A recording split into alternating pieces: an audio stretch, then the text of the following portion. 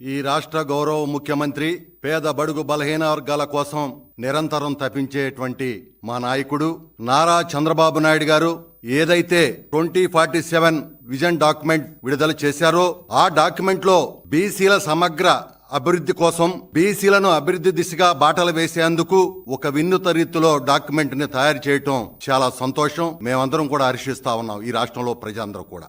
కానీ ఈ రాష్ట్రంలో ఉన్నటువంటి మాజీ ముఖ్యమంత్రి పులివెందుల శాసనసభ్యుడు జగన్మోహన్ రెడ్డి దీన్ని స్వాగతించకపోగా అవమానకరంగా మాట్లాడటం బీసీలను అవమానించినట్టు కాదా అని చెప్పి ఈ రోజు నేను ప్రశ్నిస్తా ఉన్నా. ఏదైతే 2047 విజన్ డాక్యుమెంట్ ఉందో దానిలో బీసీలు ఆర్థికంగా, రాజకీయంగా, విద్యాపరంగా, సామాజికంగా అన్ని రంగాల్లో కూడా ముందుండే విధంగా ఈ డాక్యుమెంట్ ని తయారు చేయడం జరిగింది. బీసీల యొక్క జీవన ప్రమాణాలు మెరుగుపడే ఏదైతే ఈ డాక్యుమెంట్ ఉందో అది జగన్మోహన్ రెడ్డికి ఇష్టం లేదు. ఎందుకంటే జగన్మోహన్ రెడ్డి పెత్తందారి పోకడలు ఇంకా పోలా.